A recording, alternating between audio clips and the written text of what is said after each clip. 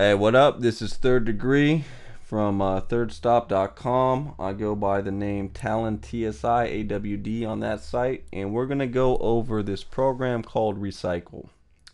Recycle is basically just a program that lets you chop samples. It uses its own special file format, which is really nice because it keeps all your chops in one file, so you don't have to worry about losing chops and whatnot. So anyways, this has a lot of other functions like filters and stuff, but the basic thing you do with it is chop.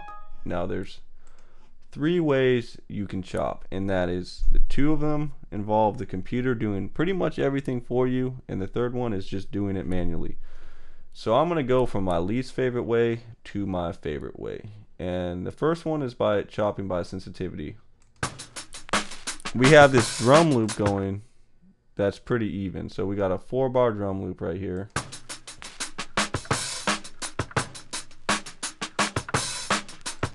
Now normally I would just use I don't really use drum loops, but I might use a break and chop out the drums to use later. And so good way to do this is using this sensitivity bar. As you move it up, it creates slices, and with a drum loop it starts making the slices really fast, so you can really see that it can see the transients. Basically it chops by transients, which is from where the level basically drops to like a very low volume and then hits really hard again. So just by moving the sensitivity bar, which took about 3 seconds,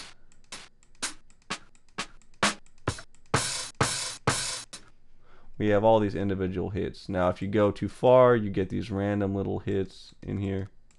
I'll zoom in a little bit. Random hits we don't need. Go back to right about here. Now they're back to normal. Right about here. Go to less than 2 little hits. So you basically just adjust this bar until it's right for you. Pretty easy stuff. It works well with drum loops, and that's about it. And I really never use this unless I'm just trying to chop up drum samples.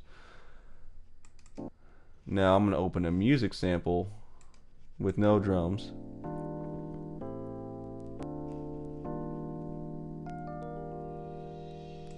Let's try to auto chop this one for fun. Move this up. See, as we move it up, it's not really making any slices because it can't tell what's going on. So now we have these slices,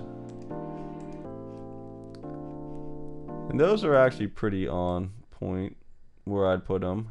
Now all of a sudden I want to add slices in the middle, but I don't, so I get slices where I don't want them and very few slices where I want them. So that's why I don't recommend using this unless you're using drums. So another easy quick way that you can use is to chop it into like 16 slices that are the exact same length. So just chop it into 16 individual sections automatically. To do this, you just go to View, Show Grid. I'm going to put in 1 bar even though it's 4 bars, because if I put 4 bars it's going to chop it up into too many pieces. So I want 1/4 of what it'll chop. So if I'm using an 8-bar loop, I'd put in 2 bars, etc. So 1 bar, process, add slices at grid, and then just readjust it to 4 bars, and it'll keep your tempo for you. Now this way, you know, with a loop it works pretty well.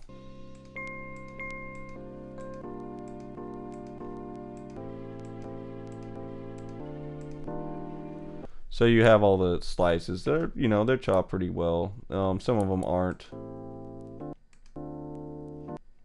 Those are catching the little notes at the end. You can just slide this over pretty quick. The problem is that when you're chopping up vinyl samples, musicians don't play at perfect tempo, and that's sort of the beauty of the analog era, is that the tempo is not so precise. So this is a good way it works. You might have to do slight adjustments, and if you have a 4-bar loop or an 8-bar loop, you can use it fairly easily. I personally don't like that way either. Now the way I like to do it is 100% manually. Now I'm not going to go too far into this because it's really boring to watch someone chop a whole sample, but I'll just show you basically the idea. Here's a short one I've used before. I don't know who it's from.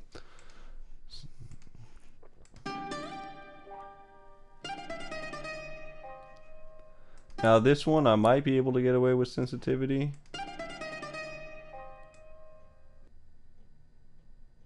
But I don't get all the slices I want. So manually,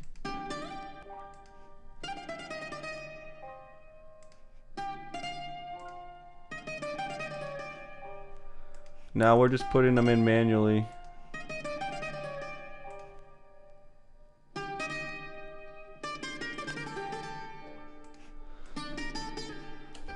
And I'm using a lot of eyesight just because this one's easy to see. Lots of times it's going to be a lot slower than that, but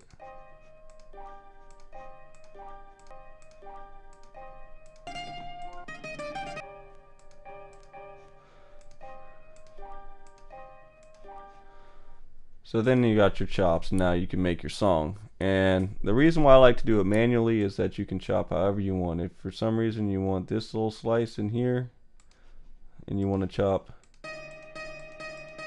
individual notes out, that's fine. If you want a really long piece, like say this,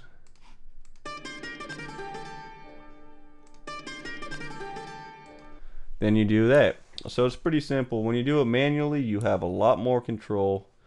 You definitely get to choose exactly where it is. So that's why I recommend manually. So you can either chop by sensitivity, works sometimes, chop into even sections, works pretty well when you have a 4-bar loop, or chop manually. That will always work even if it's not a loop or anything. You don't need to know the tempo and just get your slices. So hopefully that made some sense to you guys who've never used it before. And if you used it before, I'm sure that you've you know, gone through all the processes. But yeah, the biggest mistake I think people make is to think that the computer can just automatically chop what they're thinking, and it really doesn't work too well.